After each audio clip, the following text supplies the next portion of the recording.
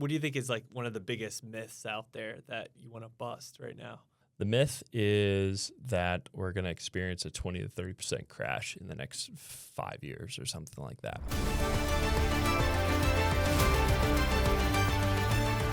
All right, welcome back to Talk of the Town podcast. I got Quin Shalaway here as our guest. Matt's sick today, so we don't have him, but we're happy to have you, Quin. And so just so everybody knows, Quin is a real estate investor. He's a real estate agent. He's a dad of 3. He's a grill master. He's got his own podcast, Quintessential Podcast, which I've been on, which is an awesome podcast. If you're looking in the homeownership space or selling real estate space, you got to check that one out. We'll have to link it at the bottom. And, dude, welcome. We've been trying to have you on here. Thank you. I'm glad we're able to get you on. Yeah, it's a pleasure to be here. This is an awesome setup you guys have. Yeah, oh yeah. This is the KOP studio, so this is our first time being in here, and this place is Does it look a lot different? This place is, no, it's very similar to the Westchester one. It's actually like just the same exact one, yeah. That's great. Which is nice, it makes you feel comfortable. But yeah, I mean, this is Matt and his team and Dan, and these guys do an unbelievable job. So it's, sweet, pure class. Yeah. So awesome. Let's get into our topic. What are we talking today. about? Yeah. So I want to know, and Dan and I were talking about this even before you came in, because we feel like this is a hot topic right now. And I feel like a lot of people are in our industry, we talk about it a lot, but I feel like I don't see too many people talking about, the younger generation, the next generation of buyers and sellers, right? Right now, a lot of young buyers feel like homeownership is just getting further and further away just because it's getting so much more expensive. From your perspective in the market, what should these next generation home buyers be doing right now to put themselves in position to buy in the next few years, or even if it's 10 years down the line for people just getting out of college? What really should they be doing right now? I mean, you can go a lot of different directions with that. Yeah. The main thing really is it's kind of like this holistic approach in life. Where are we going to be in 5 years? Where are we going to be in 10 years? Like, if you're going to be in an area for an extended period of time, then home ownership probably makes sense. I mean, it makes sense in a lot of ways. Like, you could just look at, I always tell people, don't look at this as an emotional thing. Look at it as, a financial vessel. But, so it's so emotional though. It is. But that's hard to get away from it. Yeah, exactly. But you have to look at it at least two-prong, not just emotional or whatever. So I tell people that, if you're going to be somewhere for a long period of time, you should probably buy. And if you know that going, forward with all your finances, probably saving for a house is going to be top, priority and whatnot. So obviously saving money, having that in mind when we are renting, not renting in, really, really high, value areas where you're spending $3,000-$4,000 a month. You're throwing away money if long term you want to live in that area. So I always tell people, be, strategic on where and why you are renting. Like, understand this is not a permanent thing, because you want to be building equity. You don't want to just be, writing it off because you're right next to your gym, you're right next to your favorite restaurant, that type of thing. It's all cool, but it doesn't build anything for you. So ultimately, like, getting a financial plan yourself is going to be really important. So whether that's meeting with a buddy who does financial planning, or, talking to a real estate guy, or just someone who's older than you and kind of says, like, how did you get to where you are? So, I mean, it's really just talking with people and figuring out how they got to where they are, or what do I need to do to be able to attain this goal that I have? Because some people might not even want to buy a house because they want to be, nomadic, right? That's the generation. They're like, we're going to live here. We're going to check out this area, then check out this area. Maybe we'll move because we're remote. I mean, people do a lot of things. I like it too, because I'll tell some people, look, if you want to try out, say, we'll talk locally here. If you want to try out Phoenixville, you want to try out Westchester, Downingtown, maybe Pottstown, Boyertown, Lansdale, you can go rent and live there for 12 months and then say, yeah, I don't really like this feel. Let's go check this out. Do that for a couple of years. Then you'll know you'll know your market. You'll know exactly, hey, this is a good place to invest in. We've heard a lot of good things about this area. So it's kind of like my quick summation of where I would start if I was thinking about buying a home. Oh, I like that. I like how you're like, hey, test out some areas, see what they're about. That's a great tip. I know when we first bought our house, you almost do a reconnaissance trip of walk the area, see what it's about, see what the blocks are, the neighborhood is, drive around, get to know it before you're even thinking about buying it. I mean, it takes a little bit of time, but if you are able to say, hey, I'm going to buy in 12 months, don't wait for a real estate agent to go check out and canvass the area. Like you said, go there on a Saturday morning, see what's going on. If you really want the town feel, or if you just want to drive through Chester County and say, I would love to live on these rolling hills, cornfields, there's horse farms everywhere. If that's where you want to live, then, okay, I want to live here. Now, what's my price? What's my price point going to be at? And then you're able to say, location or what's your actual need for the home, which is going to matter most to you. That's always very important to consider. Yeah, no, that makes sense. So I feel like, especially right now when we're talking in December, we're seeing these scary, crazy headlines again of the market crash headlines are coming out. What should buyers actually be paying attention to? Because there's a lot of noise in the space right now of it's either doom or gloom, and there's really nothing in between, I feel like. Yeah, doom or gloom. I mean, we can't. I've given up on looking at the macro with all of these items. I mean, if you look at it just from the Fed talking about dropping their federal funds rate down 6 times last year and really not doing it at all or doing it once. I mean, just banking on that. You could go back in my podcast and just listen to me talking to different lenders about, hey, what's going to happen? What could potentially happen? The reality is every person is different, right? And everybody's timeline is different. So what makes sense for you now? If you're in the next 6 to 12 months, hey, we are growing out of our home. We have 2 kids. We're expecting a third. We live in a 2-bedroom house. We're already in this room. One of the kids is in with us. The other one's is going to be sharing the room with the newborn once the newborn comes of age and can't be in that room. It doesn't really matter what is going on in the macro. You're going to be, strapped, and you need to move out of that spot. So I just tell people when it makes sense is when you need to start, making that leap into home ownership or wherever you're going to be going. You always make decisions based on your circumstances, not the macro, because we've talked about this. You cannot time the market. It's impossible. Yeah. You get lucky, sure. I have plenty of friends who were lucky. And they have awesome equity in their home because they bought before this big COVID boom where we saw, everything appreciate. But here we are. Yeah. Do you think are first-time home buyers actually at a disadvantage right now, or do you think there are hidden opportunities out there that they can find? I mean, there's 2 different things. I think they are at a disadvantage. I think it's an uphill battle for first-time buyers. There's really nothing. I can't spin it another way. I think you can't save at a rate that will really, put a dent in your mortgage payments.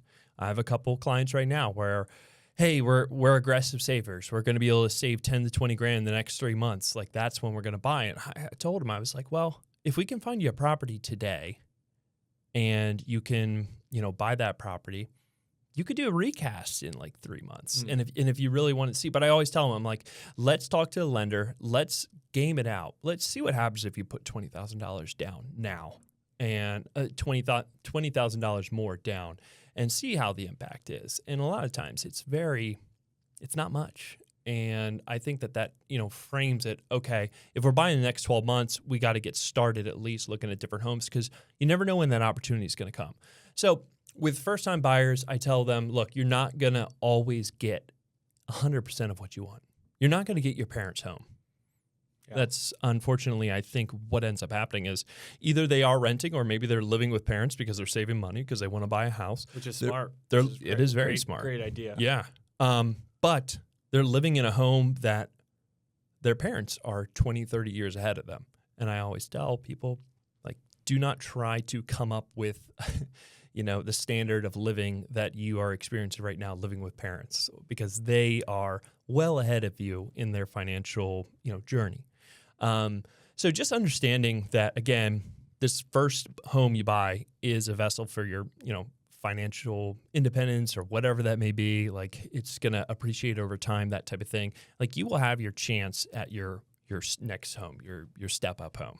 But this is not that point. So, hey, there's going to be maybe you find a home that has the equity potential, but it needs a new kitchen. It needs a new roof. There's a septic system that it's functioning, but it's not up to today's standards. So it's not going to pass a test. I mean, there are things that you can do once you get into the home to add value to it. Or I tell people, I'm like, look, if you really like a location, you're not going to get everything you want because everybody loves that location. So let's find a home that you can make work now. And then, hey, you can do a lot in 12 months. You can do a lot in 24 months, 5 years. If you're going to stay there long term because you love the area, then if you find a home that has that opportunity, then you're going to be set. It's like we bought a house first. It was a 3-bed, 1-bath. I knew that was going to be too small. And then we just decided to finish the entire basement. We added another bathroom.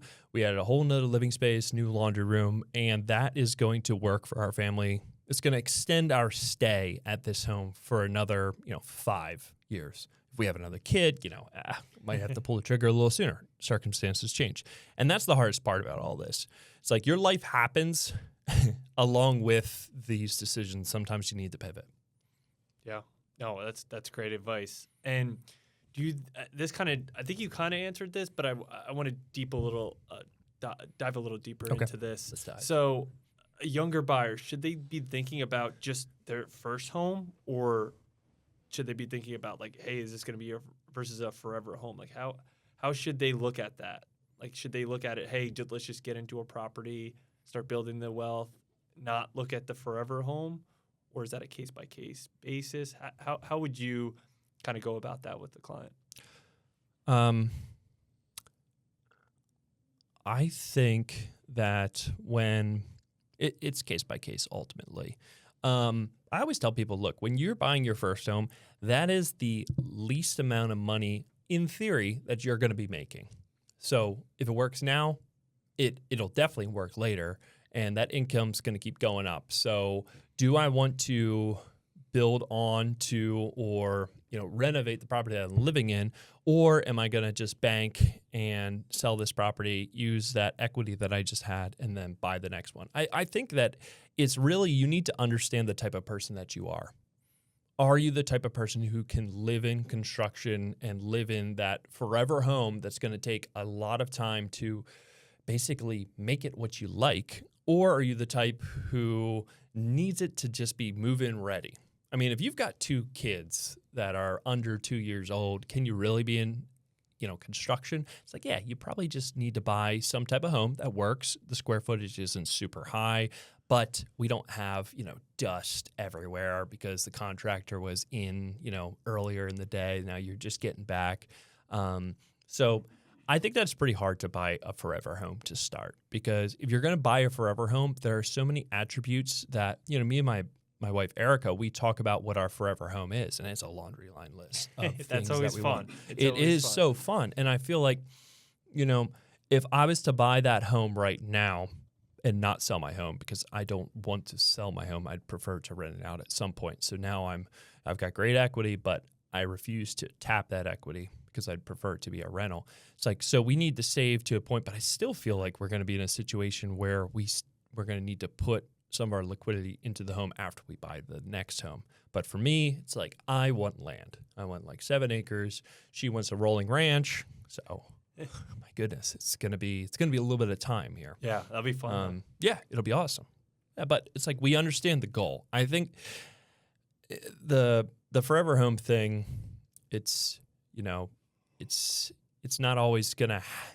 It's like the goalposts always move. And, you just got to look for opportunities. You got to keep, I always tell people live below your means. It's not the sexy thing to do, but if you live below your means, you can have opportunities later in life. And if that forever home is something you're really shooting for, I mean, stay in that home for 8 to 10 years. It's still going to be there. Stay in your home for 8 to 10 years, maybe 15 if you can make it. I mean, it's a very, noble thing to do. It's not, like I said, it's not the sexy thing to do, but I think it is financially responsible to do. And if you have a spouse too, money stress is the worst stress. And I see it all the time.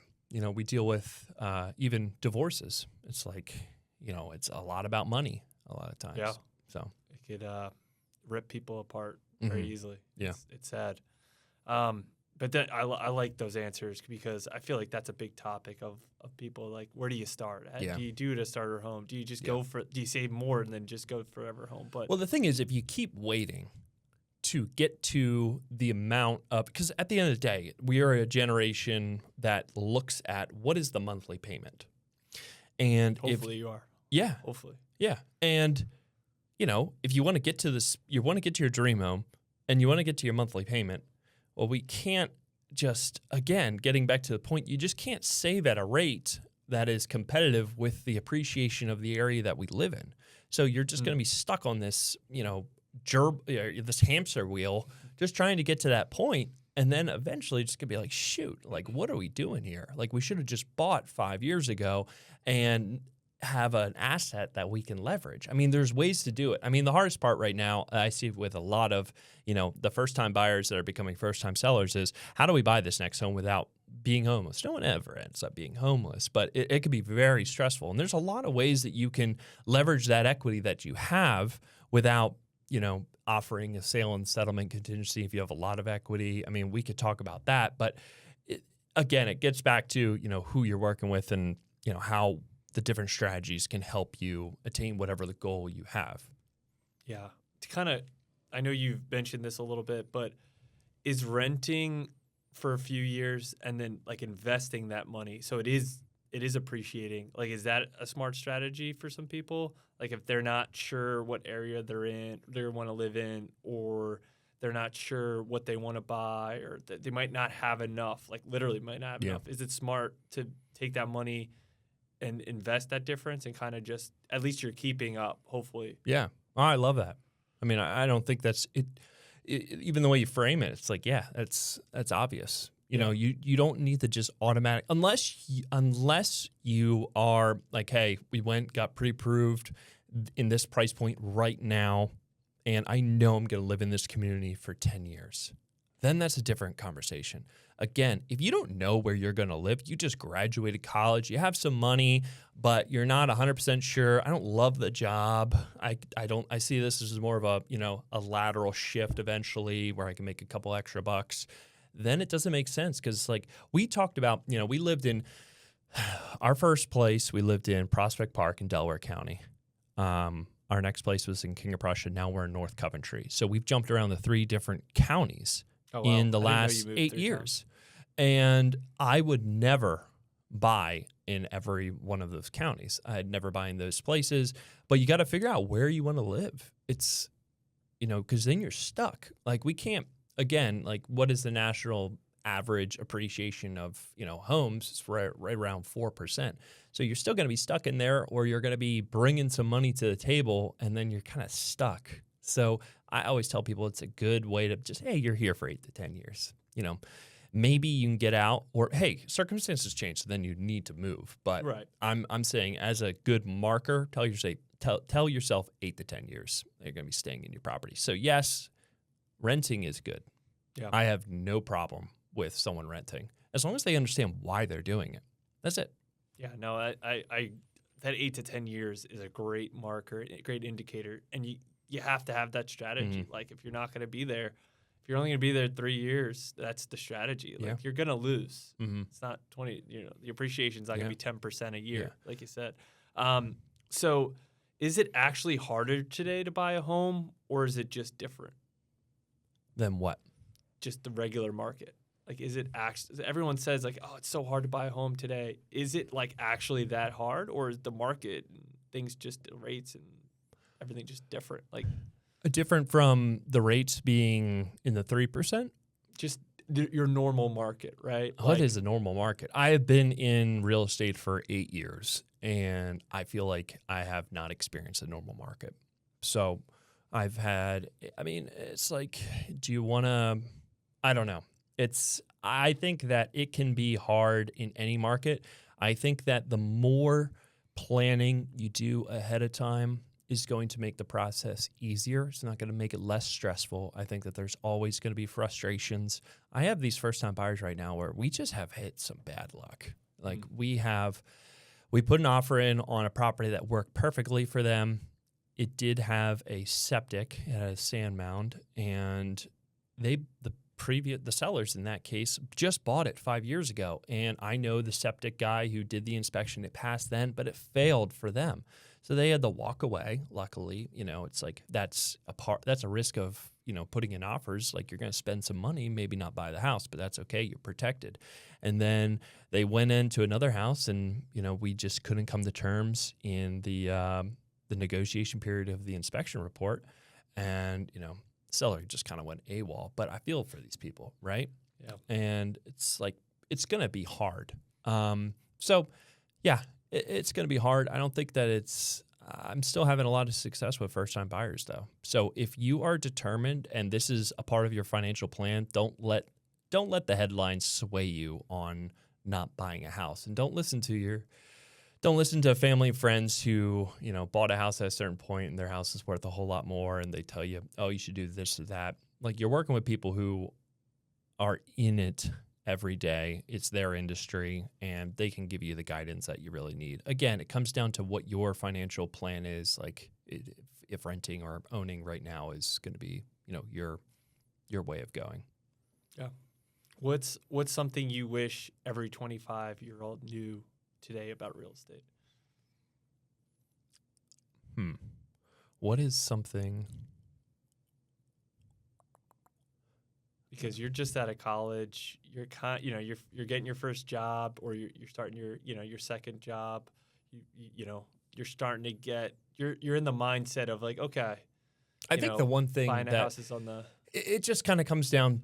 Again, I view real estate as an asset class, and maybe it's not the sexiest kind, but it still is one. And if I had bought a home when I was right out of college, and I'd be able to make a decision now at my age to either sell it or to do something, I'd have some equity and there'd be some gains. So if you have the ability to buy, I still love that idea. Real estate is something that can give you leverage to buy other things. We have done a couple deals just with our house alone in the equity that we have using like a HELOC. I mean, there's a lot of cool stuff that you can do with that. What I would tell a 25-year-old is don't watch your friends at what they're doing, and kind of get back to what is important to you. If you're married, what's important to the two of you, and work off of that. Just know what your plan is, going forward. So I think that people end up just all of a sudden hitting a point and go, I need to buy a house because this is what people do. And it's like, yeah, it is what people do. But if you haven't been talking about it to yourself, to your, friends, family for a while, it'll just kind of like hit you, and then it'll be really defeating when you go out there and actually try. So 25-year-old me, start saving your money, because, maybe you could have bought a bigger house when you actually bought a house or something in an area that you wanted. No, that makes sense. I agree. What do you think is like one of the biggest myths out there that you want to bust right now, if you had to?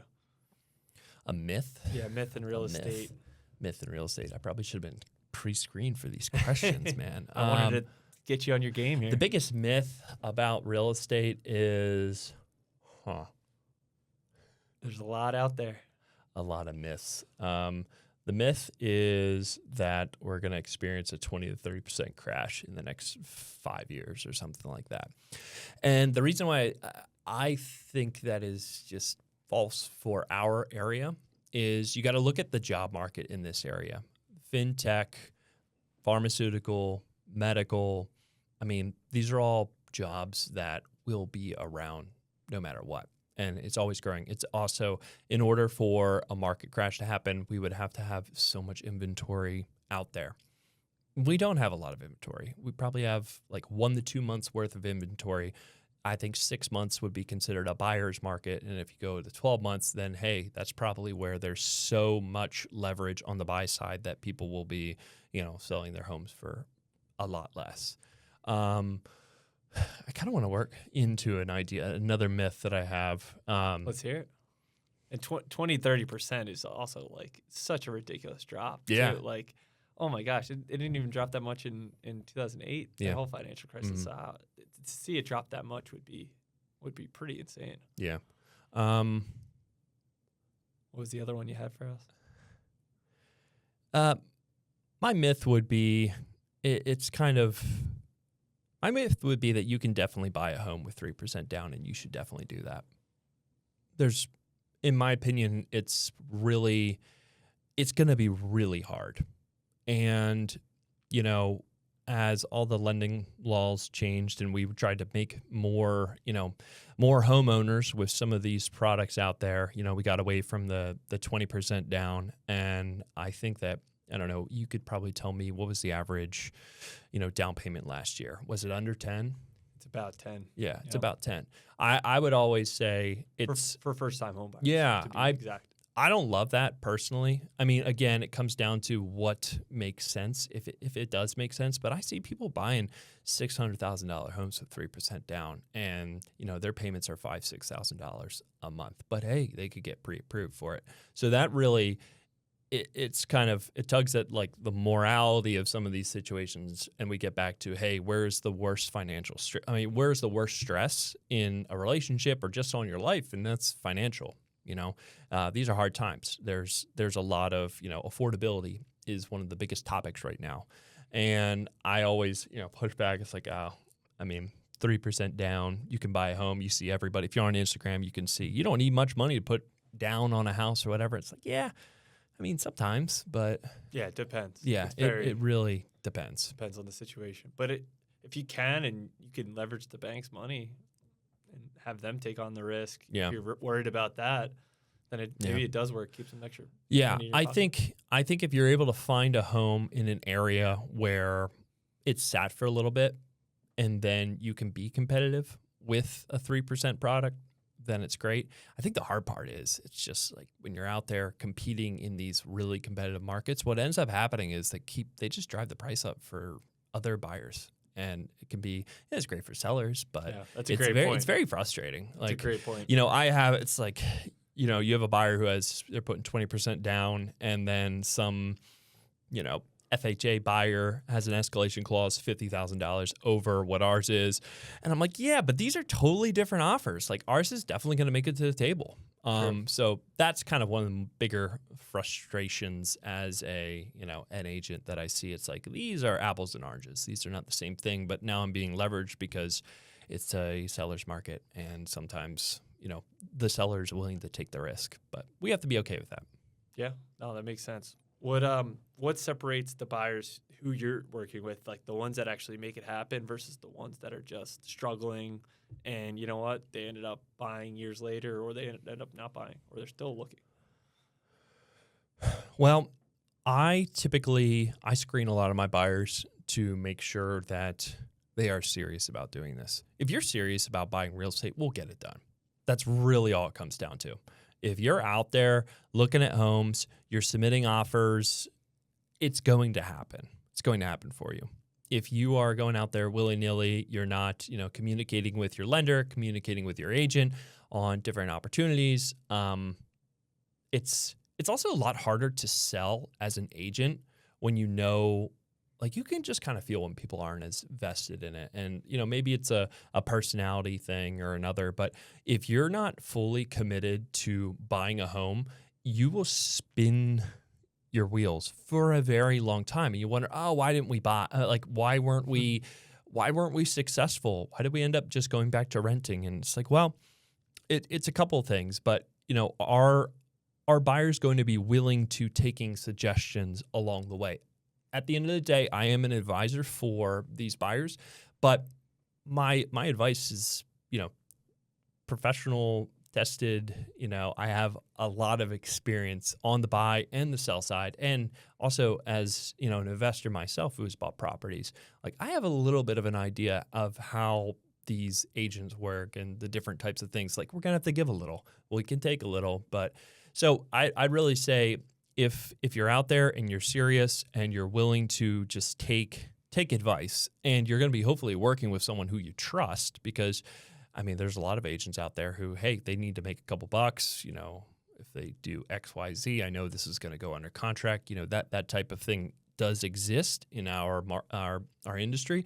But if you're interviewing and vetting your agents, you should really take their advice. Oh, it's so true. And the more experience they have, the better off, the more they're going to be able to help you. And sometimes it's not even a financial, extra. It's just making your offer look a little bit better. I know we had a deal where not everybody can do it, but we had a circumstance where we had a really long settlement set out. We were going to be in escrow for a while. We were going up against a cash offer, and the buyer that we had the ability to basically waive his mortgage contingency.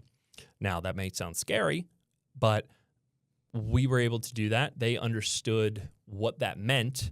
We weren't scared of the appraisal to begin with, and nothing in their jobs was going to be changing in that couple months time. And they basically became a cash buyer, and they were able to compete.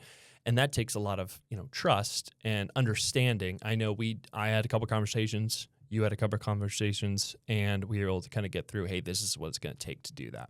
And those types of little tweaks will really help me sell to the seller's agent, hey, we're going to get this to the table, and we're going to get you, what we say we're going to get you.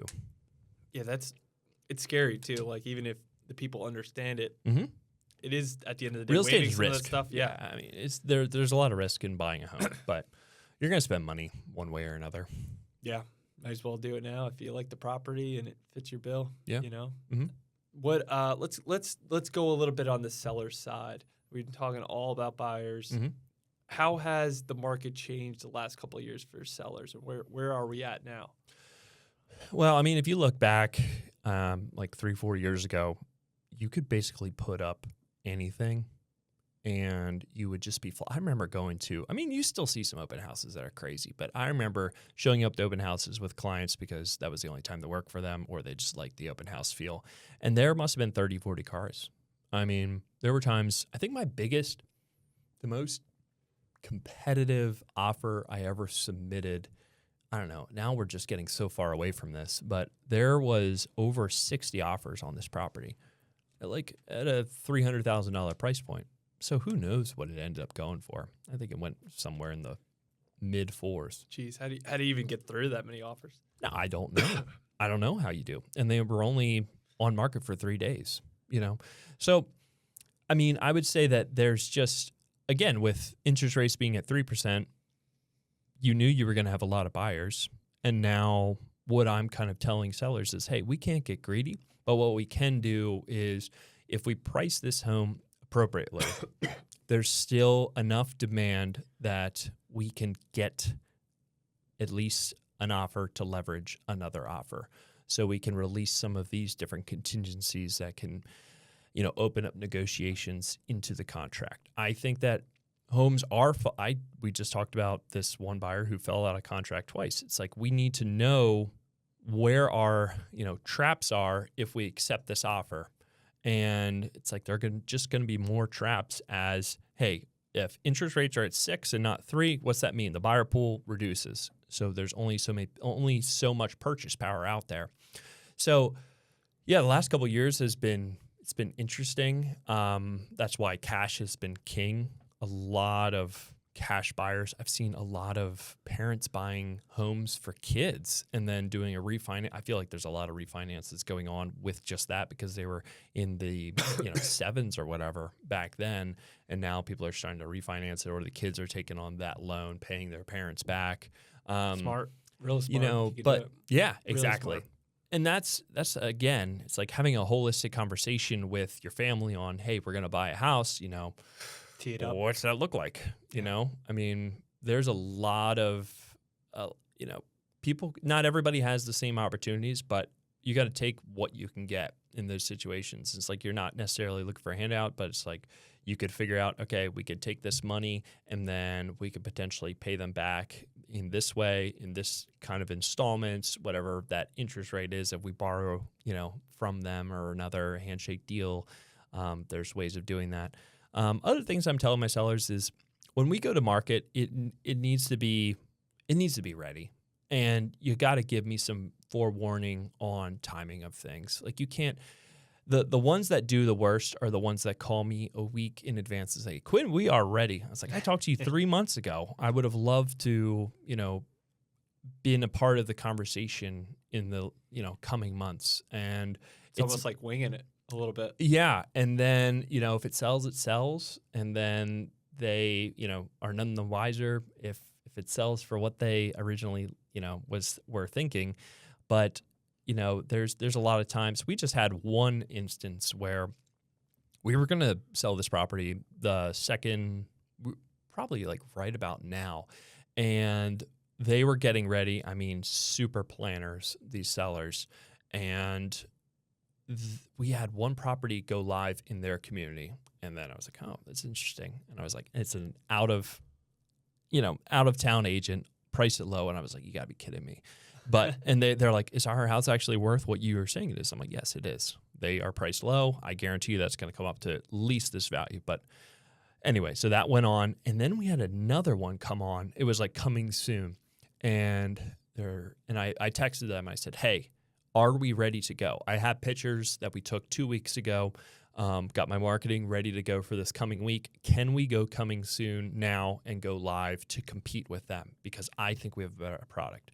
And they're like, yes, we are ready to go. So we listed it and we got, 5 offers. And, hey, that listing did well too, but they were marketing ahead of time and the community was starting to, buzz. We might have missed that if we weren't ready to just come up a little bit in our timeline. So the more planning you do, like right now is a great time to meet with an agent and talk about when is the best time to list. Do I want to list when there's definitely, not as much inventory? Do I want to list with everybody in, the springtime? I mean, there's pros and cons to everything, but it's better to have the conversation ahead of time rather than being kind of like, well, this is my situation. Yeah, that's that example that you just pulled out of the 2 homes being sold at the same time. Like, that's really cool to see the insights of like what's going on behind the scenes, how it works, and like your strategies and how you're thinking like 2 steps ahead, essentially. Yeah. I mean, it was crazy. We had like 5-6 offers on that home. We probably set a community record for the sale price, which that's cool. Like when I sat down with them the first time and I gave them a number very conservative, that was like 6 months ago. And then we ended up selling it. I listed it for higher than that because I'm like, I think we can do this. And then we ended up going a little bit higher than that. I mean, that's all credit to them too. Right. On top of it, I mean, their property was phenomenal. Right. It's got to be a great house. It's got to be a great house. The other one. Exactly. Yeah. So as long as, and another thing, it's like sellers, you have to have a good expectation for what your home really is. Yeah. Yeah. And it's just cool that you played off that buzz of like, and you realize, hey, this is the situation. Let's go. Like, it makes a lot of sense. It makes a lot of sense. It's really cool. Got to play on emotion. Yeah. Like, no, it's true. And everyone's going to see that. They already saw that house already. So it's like, it makes sense. They put an open house. So I'm like, we're going to do an open house at the same exact time so they can walk across the street. I'm like, this agent is going to be so pissed. Yeah. But, man. You don't want to be that other agent. What are they going to do? Yeah. What are they going to do? But that's awesome. So kind of wrap this thing up. What do you see in the next year or two for buyers and sellers? Like, what's the market going to be like? Is there opportunities for either, or is it going to sway a certain way, you think, in our local community here in Pennsylvania? The opportunities that I see are, it would appear that we are going to see some better mortgage rates. It would appear that way. So for sellers or just homeowners in general, looks like if you bought in the last couple of years, we could be looking at a refinance situation. If you're going to be refinancing your home, we got to go back to the long-term planning. How long are you actually going to be living here? We don't need to spend the money on a refinance if you're going to be moving in 2 to 3 years just because the rate got a little bit lower. Maybe saves you, $3,600 for the year, but you're going to be selling, so you don't need to spend that money. So again, just knowing what your plan is rather than reacting to the macro market. So if the rates do come down a little bit, like we're in the 6s, if they come down to even a little bit lower, that's going to bring, again, that gap from the people who bought homes in the last 5-6 years, going to bring that gap lower for them to, internalize their thoughts of, hey, maybe we can list our home. So I think we're going to see a little bit more inventory this year. That'd be awesome. Yeah. As far as buyers go, I don't think it's going to get much easier. I think that it's still going to take a lot of, might take a couple times to get a home. It might take some type of concession. It's just, again, you got to plan. And I know it's going to sound like I'm beating a dead horse at this point, but the more time you take to put into buying the largest asset of your life, the better. And you're going to feel way more equipped, and you're not going to feel like, wow, that was a whirlwind. What even happened there? I don't even understand what my closing costs were, or why we, waived an inspection, or like if you understand from the beginning why you're doing something, you're going to feel a lot more calm, solace at the end of the day. Because, you're going to move into your house and something's going to break. You're going to get mad and you're like, why did we buy this stinking thing? It's like, well, homes are homes and welcome to being a homeowner. Yeah. But there's pros and cons. Yeah, absolutely. Absolutely. But awesome. Well, Quinn, thanks for coming, man. Yeah. We appreciate it and your insights, and where if someone wants to reach out to you, how can they find you? Yeah, the best way to reach out to me is probably by phone number. You can give me a call, 610-463-4028. Quin Shalaway on Instagram, another great place. Do a lot of content there where people can kind of get to know me without getting to know me. Those are probably the best. I mean, there's quinshalaway.com. If you want to go there, see my different reviews, links to the podcast, things like that. If you want to learn the QRE podcast, Quintessential Real Estate Podcast, awesome. Got lenders, developers, builders, inspection, title company, just people talking about the market or past investors who have bought what they've learned. That's a great place to kind of view some evergreen content and learn, because I look at and it's local too. Yes. So you're getting the local sense. Yeah. I mean, the way I kind of approach real estate is I am an advisor. And if you come to me early enough, I can educate you to make your own decisions. Love it. That's it. Love it. And that's the way it should be done. And plus, I'm buying real estate, so you're working with an agent who has ideas of his own. And believe me, I'm going to give you my opinions, whether you like it or not. That's just the way it's going to be. But you can't say I didn't tell you. Right. No, you got to check out the podcast. Awesome stuff. And Sean's been on it too. I've been on it. Check out our past episodes. And if you got to hit up Quinn if you're looking to buy or sell or just want to talk to him. He's a great guy and really, really, really knows his stuff. He's a veteran in the game. Great. Awesome, brother. Thanks, Sean.